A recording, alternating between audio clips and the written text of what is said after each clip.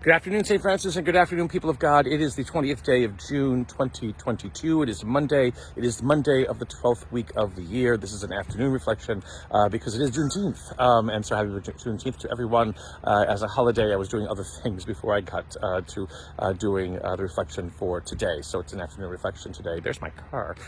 So in front of the tree line that's in front of the rectory, friary over there. It is a quiet day on the campus because it is a holiday, except for Vacation Bible School, which began this week.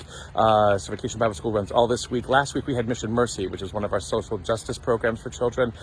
So to keep our young members of the community active as we make the transition from the academic mode of school year into summer mode and enjoyment relaxation. So last week, Mission Mercy, this week, Vacation Bible School. But on this Monday of the 12th week of the year, two stories or two passages from the scripture that don't relate to each other at all. The first is the fall of the northern kingdom of Israel. This very, very sad narrative in which 10 of the 12 tribes are lost to history. The Assyrian king Shalmaneser III, I believe it was, again launches an attack against the northern kingdom, Samaria being the northern capital. After the kingdom of Israel has split after the time of Solomon because of different tribes thinking they weren't respected or cared for, and too much power was in Jerusalem. And so the kingdom of Jerusalem splits into the northern kingdom of Israel and the southern kingdom of Judah. And here we have the attack by Shalmaneser from the nation of Assyria, who basically decimates the city of Samaria, and the tribes are taken away, never to be heard from again. So you get the idea of the 10 lost tribes, which all kinds of legends can be formed after. But why does this happen? And it happens because, again, they forget the covenant. Israel decides to try to ally itself with people who are not its friends, and yet their lack of wisdom and their naivete and whatever it is in not listening to God basically allows them to suffer this punishment, allows them to suffer the abandonment of the kingdom and of their history and of their identity as a people of Israel. And so only two tribes are left, the tribe of Judah and the tribe of Benjamin in the south.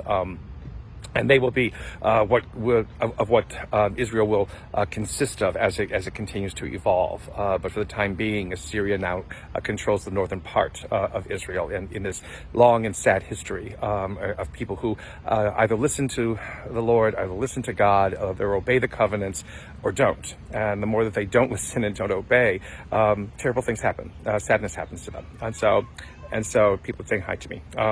So the tragic nature sometimes when we do not listen to what it is that God asks us to do.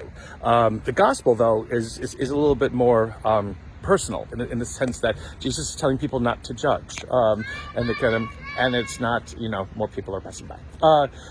It's not basically a matter of justice or lawyers or things like that, or courts, because that idea of justice is necessary, but it is in the way that we judge.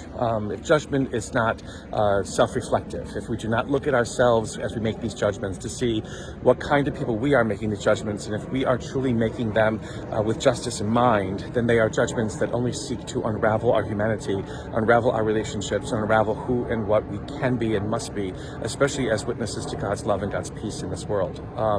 To be careful with how we judge, be careful with what we do with that judgment, be careful with the consequences that come because of our judgments, is today's lesson in the gospel.